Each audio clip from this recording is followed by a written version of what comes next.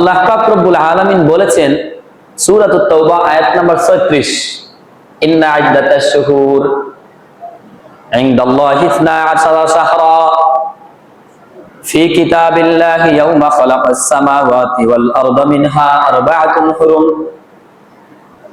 ইন্না ইদ্দাতাশ শুহুরি ইনদাল্লাহি 12 শাহরান ফি কিতাবিল্লাহ ইন্না ইদ্দাতাশ শুহুর, নিশ্চয় আল্লাহ পাক রব্বুল আলামিনের পক্ষ থেকে মাস সমূহ আছে 12টি মাস। 12, আল্লাহ পাক রব্বুল আলামিন যেই দিন দুনিয়াকে সৃষ্টি করেছেন, আসমান জমিন পাহাড় পর্বত সাগর সৈকত যেদিন আল্লাহ পাক রব্বুল আলামিন সৃষ্টি করেছেন, লাউহে মাহফুজের মধ্যে আল্লাহ পাক রব্বুল আলামিন পৃথিবীর সবকিছু যেই দিন লিপিবদ্ধ করে রেখেছেন ওই কলম দ্বারা, ইয়াউমা খালাকাস সামাওয়াতি, ওই দিন থেকে আল্লাহ পাক রব্বুল আলামিন আমাদের জন্য মুসলিম জাতির জন্য 12টি মাস লিপিবদ্ধ করে রেখেছেন। মিনহা আরবাআতুন হুরুম, এই 12টি মাসের মধ্য থেকে আল্লাহ পাক রব্বুল আলামিন 4টি মাসকে অসংখ্য গণিত গুরুত্ব দান করেছেন। 4টি মাসকে আল্লাহ পাক রব্বুল আলামিন সম্মানিত করেছেন। যালিকাদ দীনুল কাইয়্যিম, এই 4টি মাসকে আল্লাহ পাক রব্বুল আলামিন সম্মানিত করার পরে সাথে সাথে আল্লাহ পাক রব্বুল আলামিন বলে দিয়েছেন এটাই দ্বীনের বিধান, এটাই আমি আল্লাহ পাক রব্বুল আলামিনের পক্ষ থেকে তোমাদের জন্য বিধান।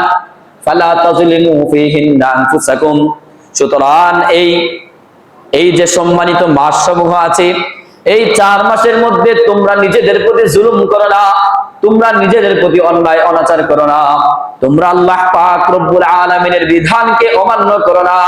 ফালা তাযলিমু ফীহিন্না আনফুসাকুম ফাকাতিলুল মুশরিকিনা কাফা, ফাকাতিলু, তোমরা যুদ্ধ করো, মুশরিকিনা, মুশরিকদের সাথে, কাফা, সমবেতভাবে, কামা ইউকাতিলুনাকুম কাফা, যেভাবে কাফির মুশরিকেরা তোমাদেরকে ধ্বংস করার জন্য, তোমাদের মুসলমানিত্ব একবারে সমূলে নির্মূল করার জন্য যেভাবে তোমাদের সাথে যুদ্ধ করে তোমরা তাদের সাথে যুদ্ধ করো। ওয়াকাতিলুল মুশরিকিনা কাফাতান কামা ইউকাতিলুনাকুম কাফা ওয়া'লামু আন্নাল্লাহা মা'আল মুত্তাকিন, জেনে রাখো আল্লাহ পাক রব্বুল আলামিন ওই ব্যক্তিদের সাথে আছেন যেই ব্যক্তিরা আল্লাহ পাক রব্বুল আলামিনকে ভয় করে।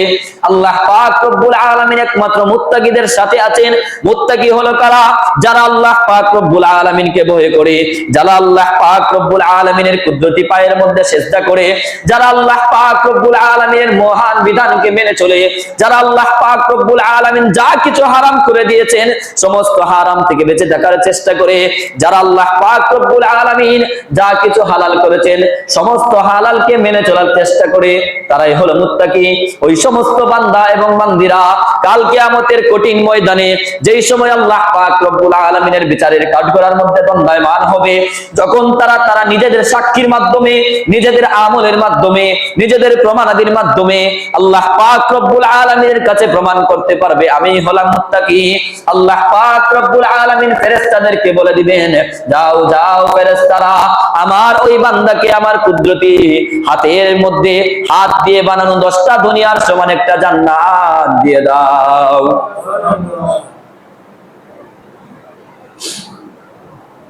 এখানের মধ্যে আল্লাহ পাক রব্বুল আলামিন 4টি মাসকে সম্মানিত করেছেন।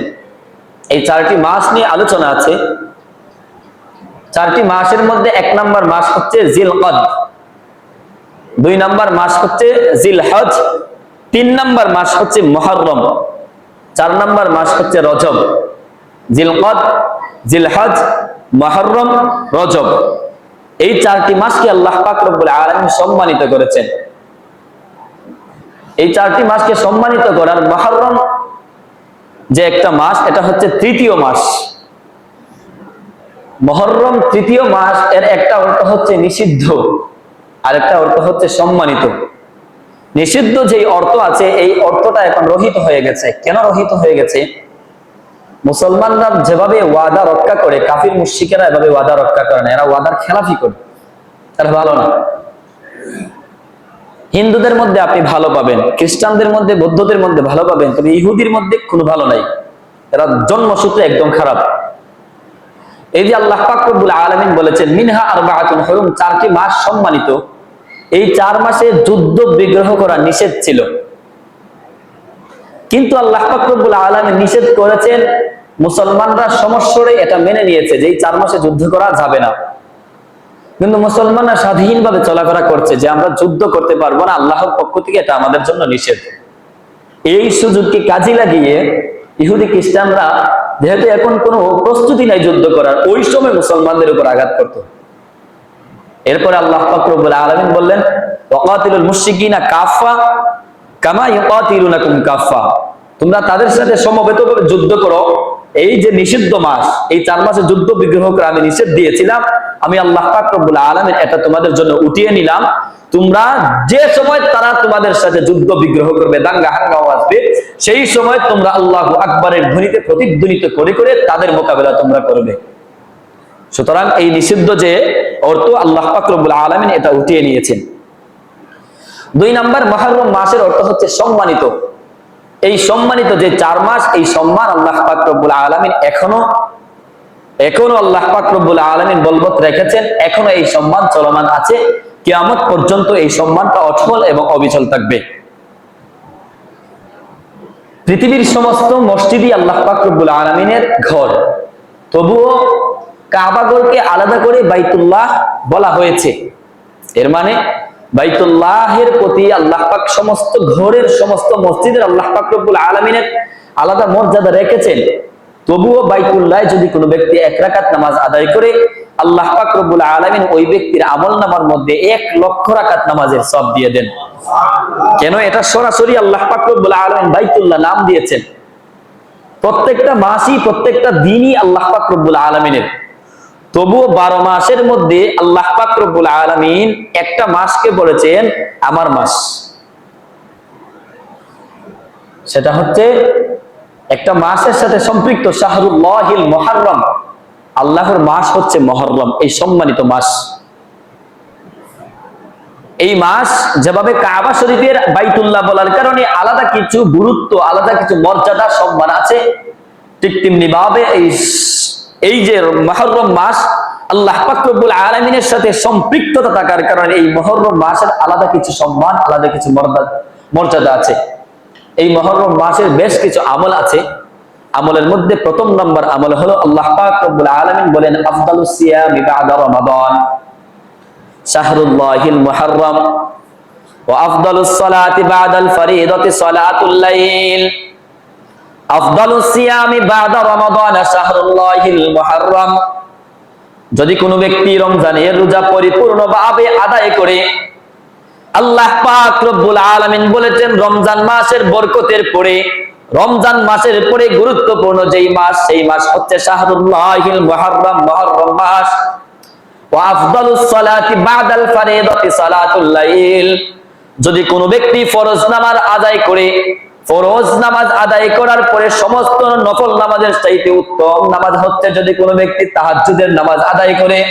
ওয়া মিনাল লাইলি ফাতাহাজ্জাদ বিহি নাফিলাতাল লাক আসা আইয়াবআসাকা রাব্বুকা মাকামান মাহমুদা, যদি কোনো ব্যক্তি তাহাজ্জুদের নামাজ আদায় করে, আল্লাহ পাক রব্বুল আলামিন বলেন আশা করা যায় ওই ব্যক্তি কিয়ামতের ময়দানে এমন একটা জায়গার মধ্যে অবস্থান পাবে, যেই ব্যক্তি তাহাজ্জুদের নামাজ আদায় করে কিয়ামতের ময়দানে আল্লাহ পাক রব্বুল আলামিন ওই ব্যক্তির অবস্থান এমন জায়গায় করবেন, যেই জায়গাটা হবে সম্মানিত, যেই জায়গাটা হবে মর্যাদাবান, যেই জায়গায় এমন জায়গায় বসা থাকবে, মানুষ যখন ওই ব্যক্তিকে দেখবে, দেখার সাথে সাথে বলবে হায় ওই ব্যক্তি তাহাজ্জুদের নামাজ আদায় করার কারণে আল্লাহ পাক রব্বুল আলামিন কত সম্মানিত করেছেন, ওই ব্যক্তি তাহাজ্জুদের নামাজ আদায় করার কারণে আল্লাহ পাক রব্বুল আলামিন ওই ব্যক্তিকে কত মর্যাদা দান করেছেন, চিরস্থায়ী সম্মান, চিরস্থায়ী মর্যাদা আল্লাহ পাক রব্বুল আলামিন ওই ব্যক্তিকে একমাত্র দান করেছেন তাহাজ্জুদের নামাজ আদায় করার কারণে।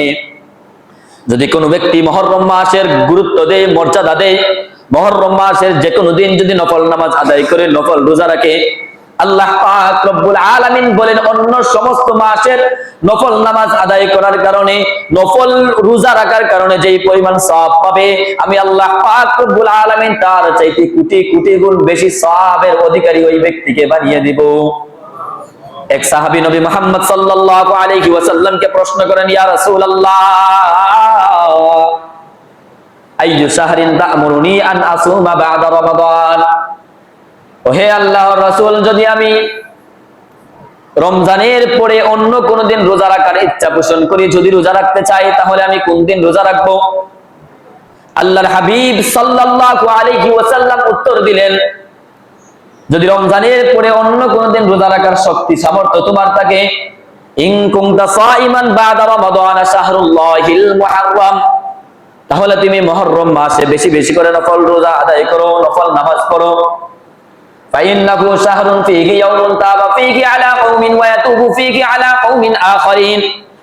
কেননা মুহররম মাসের মধ্যে আল্লাহ পাক রব্বুল আলামিন এমন একটি দিন রেখেছেন, যেই দিনের মধ্যে আল্লাহ পাক রব্বুল আলামিন অসংখ্য অগণিত মানুষের তওবাকে কবুল করে নিয়েছেন। যেই দিন আল্লাহ পাক রব্বুল আলামিন অসংখ্য অগণিত মানুষের তওবা কবুল করে নিয়েছেন, তাদেরকে মুক্তি দিয়েছেন। কিয়ামত পর্যন্ত মুহররম মাসের ওই দিনটার মধ্যে যদি কোনো ব্যক্তি তার গুনাহের সমস্ত গুনাহের পাপের বোঝা এক জায়গায় একত্রিত করে যদি আল্লাহ পাক রব্বুল আলামিনের কাছে চাইতে পারে, আল্লাহ পাক রব্বুল আলামিন কিয়ামতের আগ পর্যন্ত বান্দাদের সমস্ত গুনাহ একবারে নিশ্চিহ্ন করে তাকে পুত পবিত্র করে দিয়ে দিবেন। আল্লাহর হাবিব সাল্লাল্লাহু আলাইহি ওয়াসাল্লাম বলেন, মান ওয়াসা আলা আয়ালিহি ফিন নাফাকাতি ওয়াসা আল্লাহু আলাইহি সাইরা সানাতি।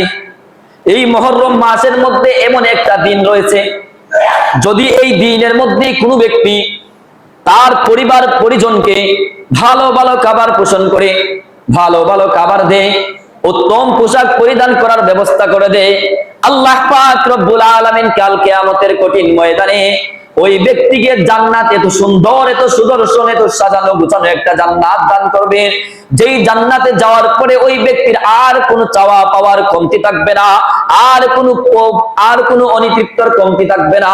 যা কিছু চাইবে এই দিনের আমল করার কারণে আল্লাহ পাক রব্বুল আলামিন জান্নাতে ওই ব্যক্তিকে সব কিছুর ব্যবস্থা করে দিয়ে দিবেন। এই হচ্ছে মাসের খোলাসা আলোচনা। এই মাস থেকে আলোচনা যদি যায় আশুরা, আশুরা এর অর্থ হচ্ছে 10। আশুন আশরাতুন আশিরাতুন এর অর্থ হচ্ছে 10। 10 মানে ওই 10 দ্বারা বোঝানো হয়েছে মুহররম মাসের 10ম দিনকে। মুহররম মাসের 10 নম্বর যে দিন, এটাকে আশুরা নামে পরিচিত। এই আশুরাকে কেন্দ্র করে আমাদের কিছু করণীয় বর্ণনীয় আছে। মাস থেকে যেই গুরুত্বপূর্ণ মাস এই আশুরা, এই 10ম নম্বর দিনের কারণে এই মাসের মর্যাদা, এই 10ম নম্বর দিনের কারণে এই মাসে আল্লাহ পাক রব্বুল আলামিন অসংখ্য অগণিত মানুষের তওবা কবুল করেছেন। এই 10ম নম্বর দিন আল্লাহর হাবিব সাল্লাল্লাহু আলাইহি ওয়াসাল্লাম বলেন, এই 10মের মধ্যে 10ম তারিখে যা কিছু আমল প্রমাণিত তোমরা তাই আমল করবে, যা প্রমাণিত নয় তোমরা তা আমল করার কোনো প্রয়োজন নাই। আয়েশা সিদ্দিকা রাদিয়াল্লাহু তাআলা আনহা বলেন, কানাত কুরাইশুন তাসুমু আশুরা ফিল জাহিলিয়াতি, কানা রাসূলুল্লাহ সাল্লাল্লাহু আলাইহি ওয়াসাল্লাম ইয়াসুমুহু। নবী মুহাম্মদ সাল্লাল্লাহু আলাইহি ওয়াসাল্লাম যখন মক্কা নগরীতে আছেন, তখন জাহিলি যুগের সমস্ত মানুষেরা এই আশুরা রোজাকে ফরজ মনে করত। নবী মুহাম্মদ সাল্লাল্লাহু আলাইহি ওয়াসাল্লাম এটাকে এই রোজা পালন করতেন, রাখতেন ফরজ মনে করেই। কিন্তু যখন ফালাম্মা হাজারা ইলাল মাদিনাতি, নবী মুহাম্মদ সাল্লাল্লাহু আলাইহি ওয়াসাল্লাম মদিনার মধ্যে আগমন করলেন, মদিনার মধ্যে আগমন করার পরেও নবী মুহাম্মদ সাল্লাল্লাহু আলাইহি ওয়াসাল্লাম এই দিনের রোজা রাখতেন এবং রোজা রাখার জন্য আদেশ করতেন। কিন্তু ফালাম্মা ফুরিদা শাহরু রমাদান, যেই সময় রমাদানুল মুবারকের রোজা ফরজ হয়ে গেল, নবী মুহাম্মদ সাল্লাল্লাহু আলাইহি ওয়াসাল্লাম ওই সময় বললেন, মান শাআ সামাহু ওয়া মান শাআ তারাকাহু। যদি কোনো ব্যক্তি চায় এই আশুরার দিনে রোজা রাখতে পারবে, যদি কোনো ব্যক্তি চায় ওই আশুরার দিনে রোজা না রাখলেও কোনো সমস্যা নাই। আশুরার দিনে রোজা রাখাটা হচ্ছে সুন্নাত। যদি কোনো ব্যক্তি আশুরার দিনে রোজা রাখে, আল্লাহ পাক রব্বুল আলামিন এই ফজিলত বর্ণনা করে, সিয়ামু ইয়াউমি আশুরা ইন্নী আহতাসিবু আলাল্লাহি আন ইউকাফফিরাস সানাতাল্লাতী ক্বাবলাহু ওয়াস সানাতাল্লাতী বা'দা।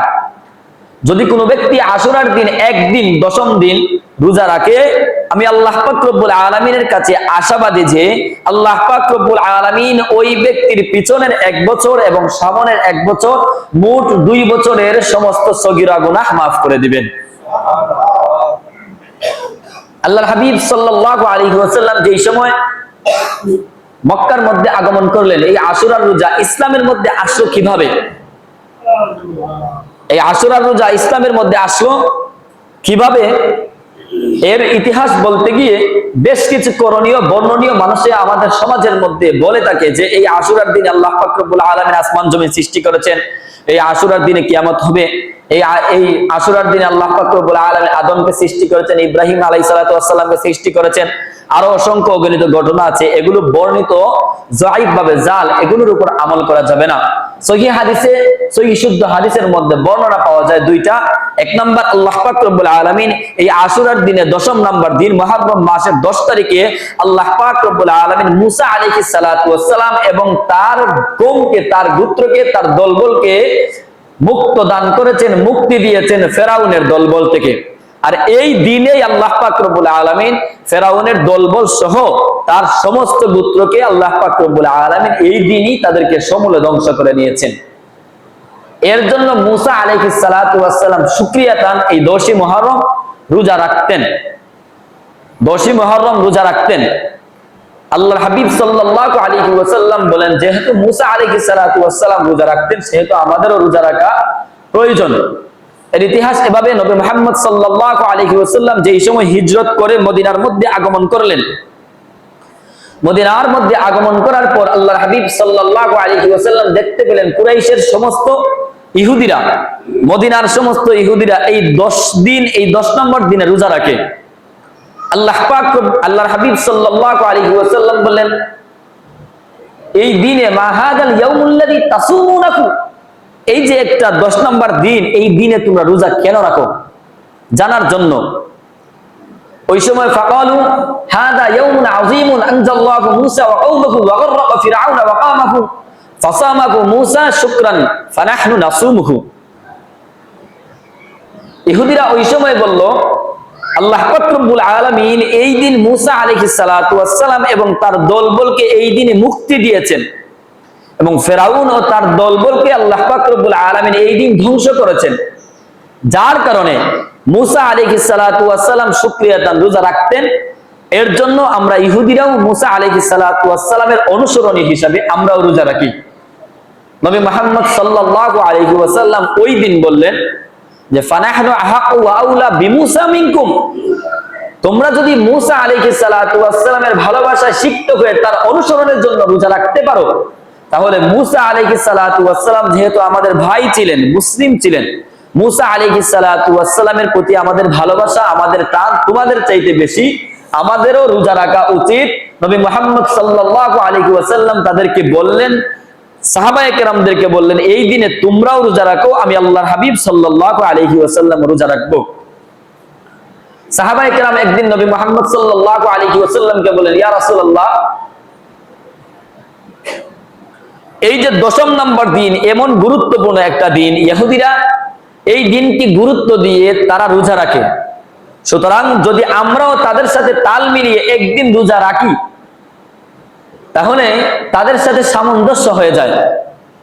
নবী মুহাম্মদ সাল্লাল্লাহু আলাইহি ওয়াসাল্লাম ওই সময় বললেন, ফাইদা কানাল আমুল মুকবিলু আল্লাযী তাসুমুনাহু, যদি আগামী বছর আমি বেঁচে থাকি তাহলে আমি আল্লাহর হাবিব সাল্লাল্লাহু আলাইহি ওয়াসাল্লাম এই 10ম দিন রোজা রাখবো, 10ম দিনের সাথে আরো একদিনকে যোগ করে 9 নম্বর দিন অথবা 11 নম্বর দিন, এই 2 দিন একসাথে রোজা রাখবো। কিন্তু আল্লাহর হাবিব সাল্লাল্লাহু আলাইহি ওয়াসাল্লাম আগামী বছর আসার পূর্বেই আল্লাহ পাক রব্বুল আলামিন তাকে ডাক দিয়ে তার সান্নিধ্যে নিয়ে নিয়েছেন, তিনি ইন্তেকাল করেছেন। যেহেতু নবী মুহাম্মদ সাল্লাল্লাহু আলাইহি ওয়াসাল্লাম বলেছিলেন, যদি আমি আগামী বছর বেঁচে থাকি তাহলে আগামী বছর রোজা রাখবো, এটাই সুন্নাত হিসেবে পরিণত হয়েছে। নবী মুহাম্মদ সাল্লাল্লাহু আলাইহি সাল্লাম যা করেছেন, যা বলেছেন সবকিছু সুন্নাত। এর জন্য আমাদের উপর প্রতি মুহররম মাসের 10 তারিখের সাথে 9 তারিখ অথবা 9 তারিখের সাথে 10 তারিখের সাথে 11 তারিখ যোগ করে 2 দিন রোজা রাখা আমাদের জন্য সুন্নত। আল্লাহর হাবিব সাল্লাল্লাহু আলাইহি ওয়াসাল্লাম বলেন ওয়া খালিফু ফীহিল ইয়াহুদা ওয়া খালিফু ফীহিল ইয়াহুদা সুমু বা'দা শাহর রমাদানা বা'দা শাহরুল্লাহ বা'দা আশুরা ইয়াওমান ওয়া বা'দাহু ইয়াওমান। আল্লাহর হাবিব সাল্লাল্লাহু আলাইহি ওয়াসাল্লাম যেই সময় অনুমান করলেন যে যদি সমস্ত ইহুদিদের সাথে আমাদের রোজা সামঞ্জস্য হয়ে যায় তাহলে তাদের সাথে আমাদের ধর্মের একটা সামঞ্জস্য হয়ে যাবে, যার কারণে নবী মুহাম্মদ সাল্লাল্লাহু আলাইহি ওয়াসাল্লাম সমস্ত সাহাবায়ে কেরামদেরকে বললেন তোমরা ইহুদি খ্রিস্টানদের সাথে বিরোধ পোষণ করো, খেলাফ করো, তাদের বিরোধিতা করো, তাদের বিরোধিতা করে তোমরা রোজা রাখো 9 নাম্বার দিন অথবা 10 নাম্বার দিন, 10 নাম্বার দিন অথবা 11 নাম্বার দিন। আল্লাহর হাবিব সাল্লাল্লাহু আলাইহি ওয়াসাল্লাম যেই সময় বললেন হে আমরা রোজা রাখবো, এর পরের বছর থেকে আজ পর্যন্ত সাহাবায়ে কেরাম যেই সময় মুহররম মাসের 10 তারিখ চলে আসে তার আগের একদিন এবং তার পরের একদিন এক জায়গায় করে সমস্ত সাহাবায়ে কেরাম রোজা রাখতে শুরু করেন।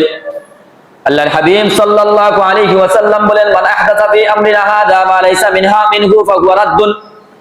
আমি আল্লাহর হাবিব সাল্লাল্লাহু আলাইহি ওয়াসাল্লাম তোমাদেরকে বলেছি এই 10 তারিখে রোজা রাখবে, তার সাথে একদিন জয়েন করবে এবং তারপরে একদিন জয়েন করবে, একজাস্ট করে তোমরা 2 দিন রোজা রাখবে। 2 দিন যদি তোমরা রোজা রাখো ইন্নী আহতাসিবু আলাল্লাহি আইয়ুকাফিরাস সানাতাল্লাতী ক্বাবলা, আল্লাহ পাক রব্বুল আলামিন আগের 1 বছর পরের 1 বছরের সমস্ত গুনাহ মাফ করে দিবেন। তবে এই দিনকে কেন্দ্র করে যদি কোনো ব্যক্তি নতুন কিছু আবিষ্কার করতে চায়, নতুন কোনো আমল যদি ওই ব্যক্তি আবিষ্কার করতে চায় ফাহুয়া রাদ্দুন, তা প্রত্যাখ্যাত হয়ে যাবে।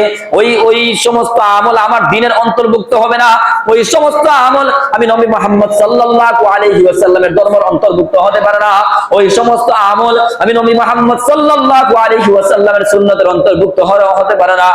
যেহেতু আল্লাহ পাক রব্বুল আলামিন বলে দিয়েছেন আল ইয়াউমা আকমালতু লাকুম দীনাকুম ওয়া আতমামতু আলাইকুম নি'মাতি ওয়া রাদিতু লাকুমুল ইসলাম দীনা।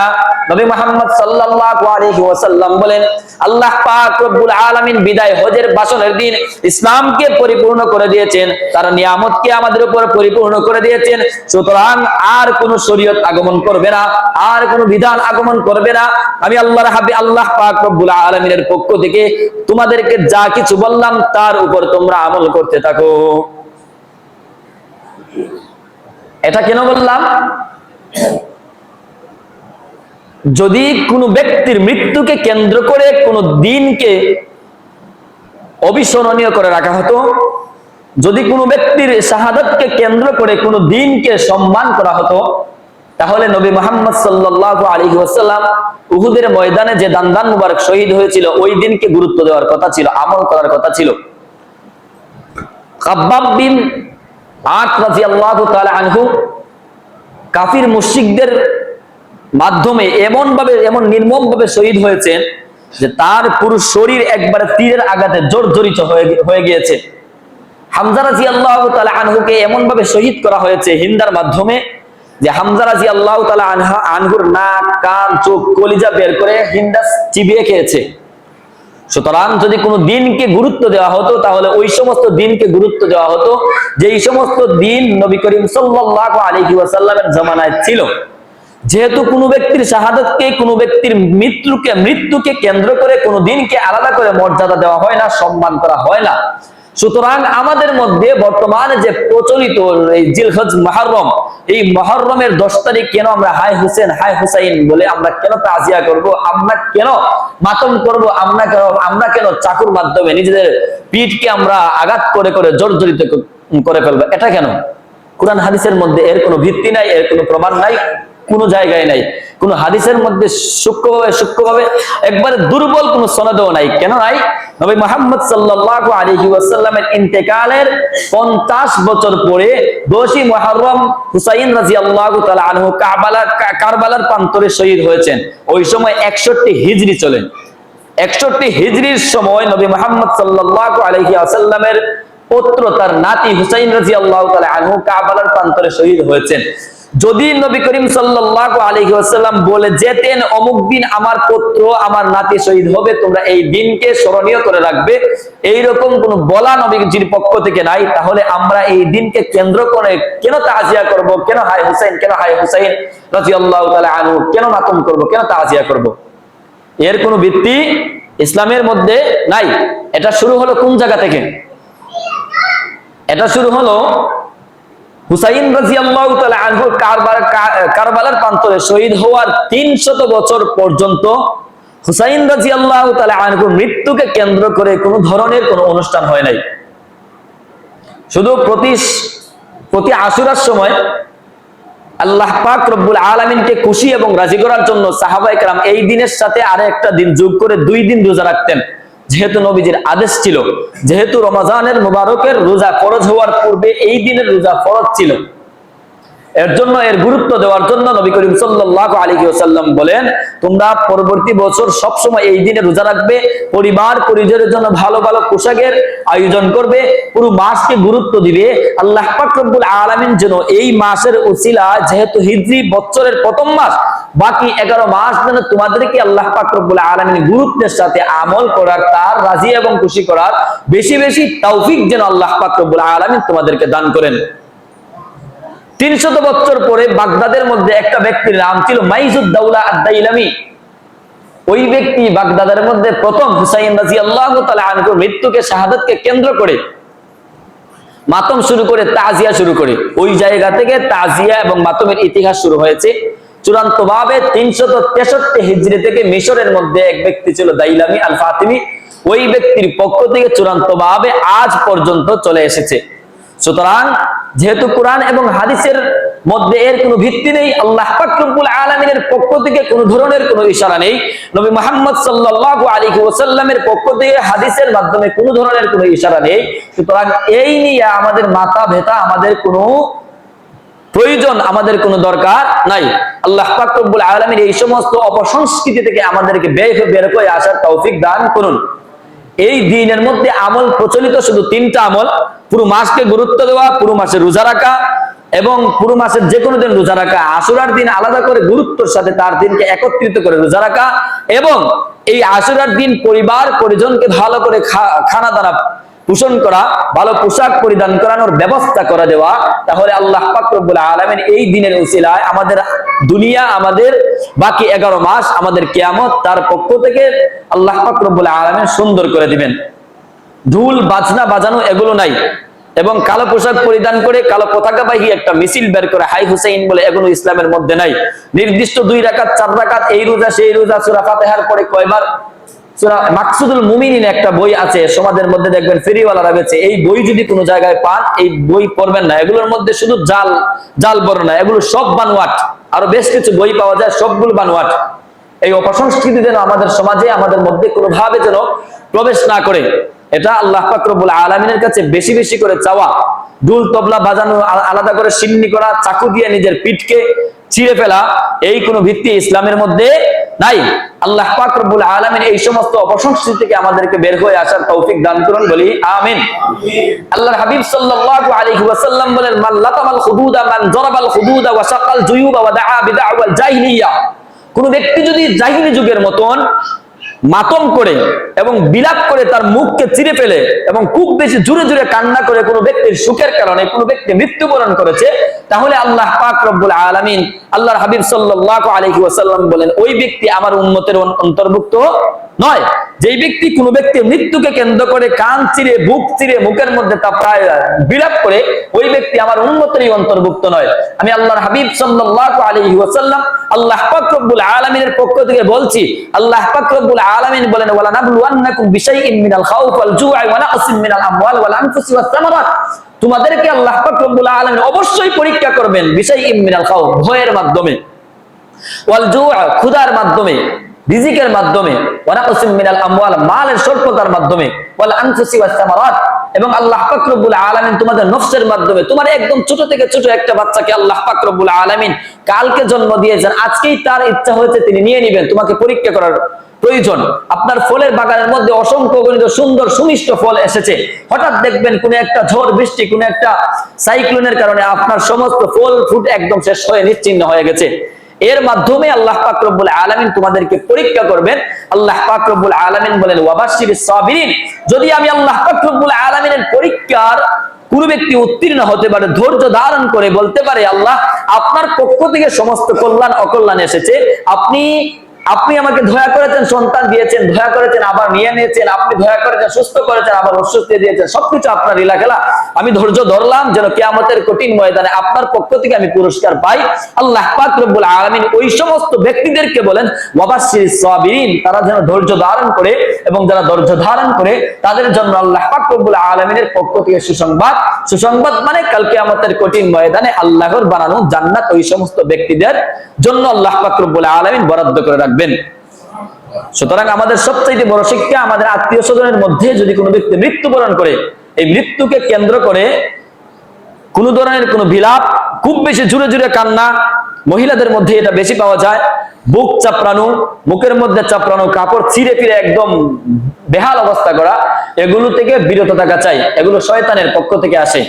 আল্লাহ পাক রব্বুল আলামিন আমাদেরকে এর প্রতি আমল এবং বোঝা এবং সমস্ত অপসংস্কৃতি থেকে বের হয়ে সমস্ত সুস্থ সংস্কৃতির সাথে আমাদেরকে সম্পর্ক করার তৌফিক দান করুন বলে আমিন।